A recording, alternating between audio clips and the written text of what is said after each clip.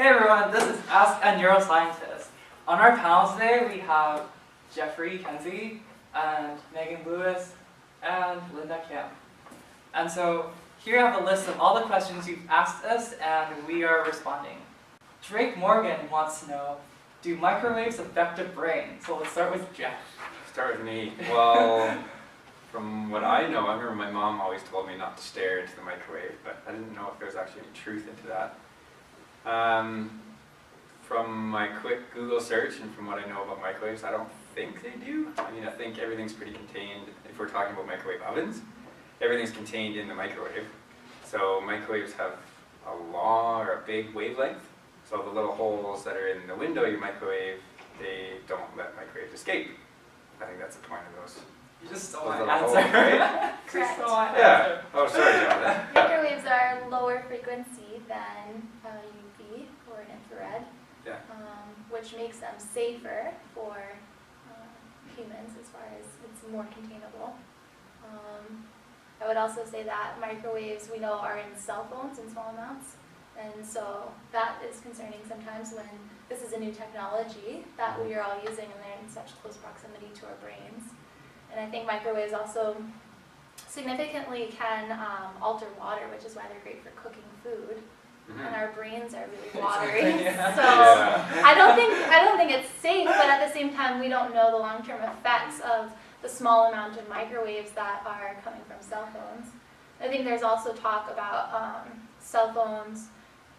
So it would be safer if you use a digital app to speak to someone. I heard about that. I'm not quite sure. So what's the opposite of digital? Analog. Oh, okay. So they use less power, so they're thinking that it'll emit less. Right. So how can you tell? I'm really technologically challenged. So how do you tell? Like if you pick up a cell phone, how could you tell if it's? So you can use like a different app. So there's apps like WhatsApp, Viber, Skype that actually go through your 3G network and use your data, which I think Yeah. isn't that a digital signal compared to the actual analog, Oh, okay.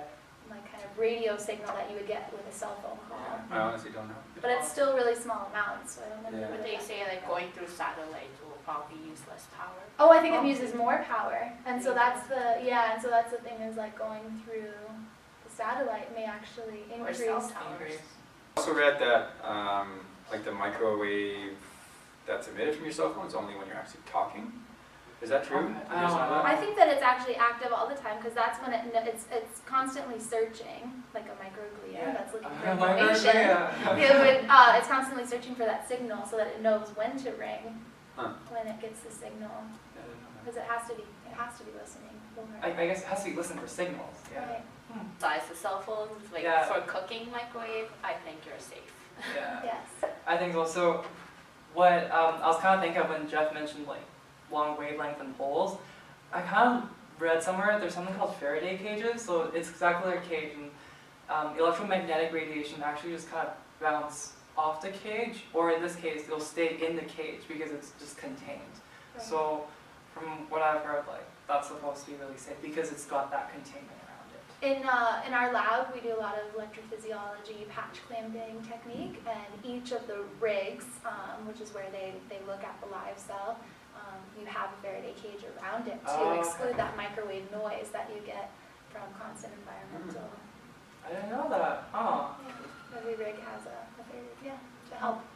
I also had an old microwave with a crack in the window, and it kind of started burning itself. So I know it's like time to stop using it. Actually, that's funny. I had an old microwave that obviously wasn't working very well because when you turned it on, our Wi-Fi in our house stopped working. Right. I have that as well. Yeah. That probably wasn't safe.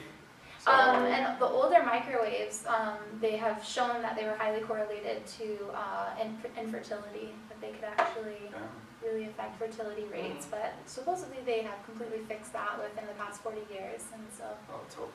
there's no concerns with modern microwaves that don't have a crack in them. Okay, our next question is from Stephen Campbell. He asks, do neurosurgeons provide placebo to patients who think they need medication? I think ethically they can't, once they think they need medication, they can't provide a placebo, because placebo by definition is something that would not have an effect. So if they think they need medication, they might provide actual treatment and another drug they're trying to invent, they might provide that on top, but it would not be in replacement of a treatment that they think the patients will need.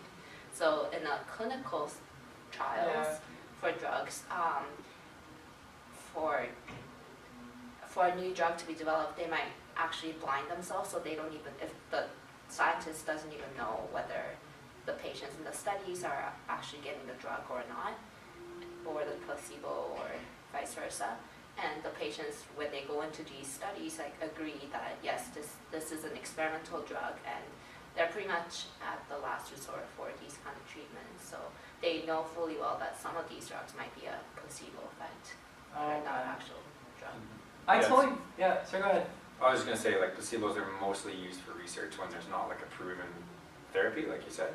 Because it's not ethical to withhold a therapy that could potentially be beneficial if you're just gonna give someone a placebo. Right. So All medical doctors take the Hippocratic Oath, which says that they cannot actually do no harm to any of the patients. And if you know how to treat a patient and you withhold that effective treatment, you are doing harm to a patient. And so yeah, I think that for the most part, healthy controls, if it's a serious situation and it is a clinical research situation, that healthy controls are utilized to also look at how a drug may affect the patient.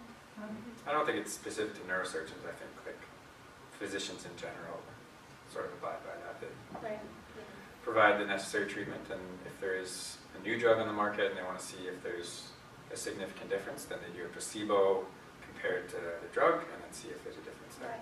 And I think for the most part, once drugs get to the clinical level, they've already undergone a significant amount, possibly 10 years or more within animal testing before they are deemed safe enough to be tested on humans. So typically we have a good idea as far as dose responses and how the drug's going to interact pharmacologically and pharmacokinetically to treat whatever disorder it's aimed at treating. It's targeted.